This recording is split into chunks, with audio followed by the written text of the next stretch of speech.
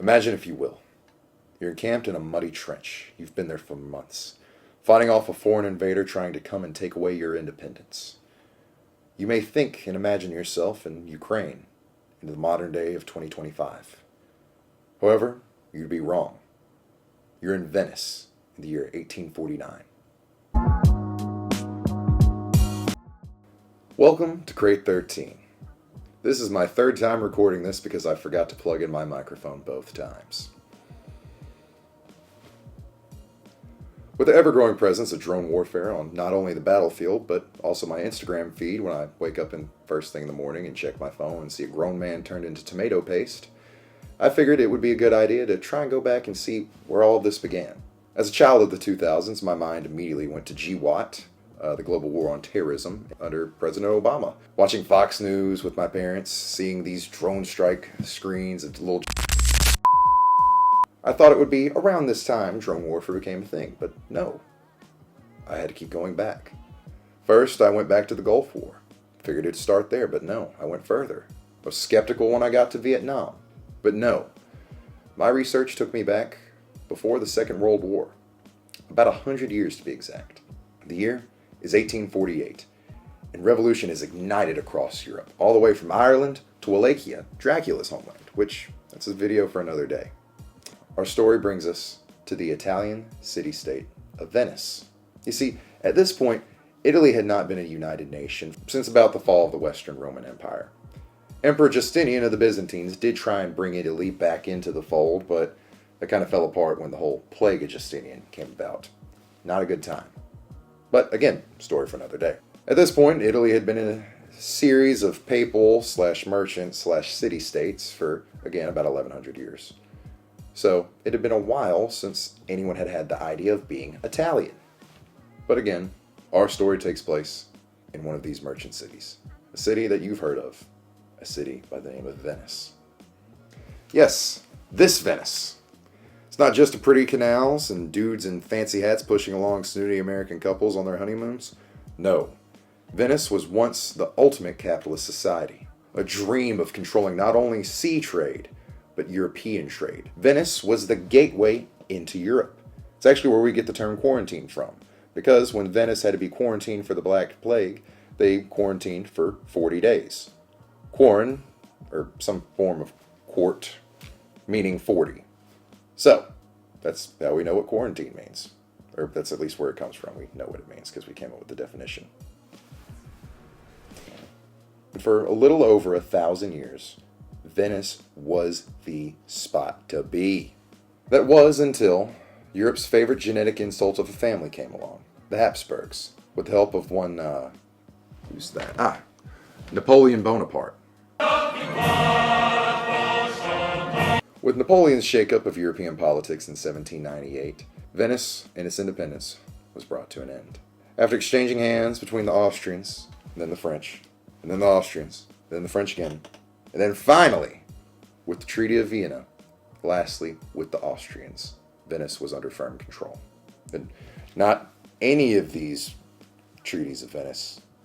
This treaty, specifically of Venice. I know there's a lot, but just bear with me. While it may be easy to put down a proud nation, it's harder to put down a proud people. When the Austrians rolled in, they took up favor with the port city of Trieste and made it the imperial port city, vastly cutting off trade with the Venetians. With this, they were slighted. However, the Austrians committed the ultimate sin against capitalist society when they did two things. They denied credited loans to Venetian entrepreneurs, and worst, they set up a state-enforced monopoly. Which, if you know anything about history, those are bad. Austria forced her will on the Venetian people, and this was the last straw. They rose up in crowds chanting Viva San Marco, the old motto of the Venetian Republic beforehand. Before Austrian occupation, the Venetian Republic had stood for 1,101 years, which sounds like some made-up number from like a novel or movie, but no, that's really how long it was, which is kind of cool that something lasted that long, especially seeing how long our republic has lasted and see how that's going. But I digress. From here, the Venetians proudly declared the independent Republic of San Marco, which stood independent for a few minutes before they quickly joined the Kingdom of Sardinia to try and help expel the Austrians from the northern Italian peninsula. The ideas of republicanism and nationalism were strong. However, they were not strong enough to stop the ever-present march of an imperial army. Led by Field Marshal Radziecki? Radziecki? Okay, look. Polish people, great people. Good country, okay? Polish names, not a fan of, okay? Why do you use the Latin alphabet, but if you're going to use Cyrillic pronunciations? It doesn't make sense to me, but not important. We're going to call this guy Radziecki. Field Marshal Radziecki was in charge of bringing Venice back into the fold. So he marched his troops down and eventually set up shop outside of Venice, laying siege to the city. On the Venetian side, we had General Pepe leading the charge. He's not going to come up again in this story. I really only included him because I thought his name was funny. Laying siege to any port city is no easy task. However, when the city is a weird floating island kind of thing, it's even harder. For his plan of attack, Radziecki had to come up with some unique options. For this, he employed the help of Franz von Uchlius. Franz von Uchlius. I don't even know where that name is from. I'm going to do some research on that and put it in the edit right here. Uchlius was a lieutenant who had some crafty ideas and a mind ahead of his time. Uchlius would be the father of drone warfare. These drones were rudimentary and pretty batshit insane when it comes to their design. Basically, he would take hot air balloons and tie 33 pounds of ordnance to them, have the wind blow them over, and then at a certain altitude, they would pop, thus dropping the bombs on the city and bombing this little floating island thing. However, predictably, the wind was unpredictable. On July 12, 1849, 200 balloons were set free in the sky and flew some 4,500 feet into the air. A vast majority of these balloons would detonate far above the city, not hurting anybody during the Festa of the Madonna della Salute. I don't speak Italian. Crowds gathered and looked into the sky to see what was going on before them. Edmund Flapper, great name, an American, was actually present at the city during the siege and was quoted as calling these small cloudlets. By all accounts, everyone in Venice actually had a pretty good time during the first drone strike in history. Things got even better for the Austrians when things went from a spectacle to quite humorous when the own wind blew the remaining balloons back onto the Austrian lines and bombed them successfully. So really, the first actual casualties from drone warfare were self-inflicted. But the ever-persistent Austrians, not learning that wind just kind of does its own thing, tried again. However, this time the design was a little bit different. See, again, I didn't know this. They had electromagnets back then. So, Uccelli's, or however we're going to call this guy's name, came up with a new design a little bit later. These new hot air balloons would be rigged with electromagnets on it, holding the ordnance this time in little tiny capsule shells, like pillboxes, filled with bombs. And they would have a long wire running down to the Austrian lines, where they would let the balloons go again.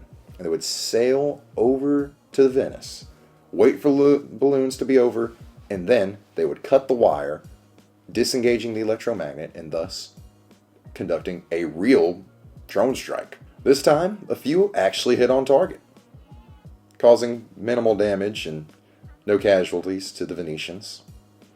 And again, the wind did its thing and blew more back onto the Austrian lines. After the second failure, Radziecki ordered no more balloons and went back to the tried and true siege tactic that has worked since the dawn of human civilization: starvation. Eventually, Venice would fall 5 months later and be brought back into the Austrian fold, at least for 17 more years, until it was brought into the newly unified state of Italy in 1866. The bombing of Venice would go on to inspire the future Zeppelin bombings of London during the First World War, and further continue to push warfare into the skies. If there's one thing that we can learn from this aerial moment in history, is that man will always find new ways to kill each other. As an American, our education system really sidelines the 19th century, especially like global 19th century history. Most of our basic understanding of how the 19th century history played out starts in 1861 with the Battle of Fort Sumter and ends in 1865 with the conclusion of the American Civil War. So most Americans don't even know why the War of 1812 happened, let alone what it is, which to me is a really sad thing as an enjoyer of history. So I feel like, for us to better understand the world that we live in today and why the things happened, we do have to go back to the 19th century and even far beyond it. If you're a fan of history and anything else weird, quirky, or just want something to watch while you're taking a shit, consider to subscribe, like, share with a friend. Other than that, that's all I have for today, except for thank you for your time and your attention. Have a fantastic day.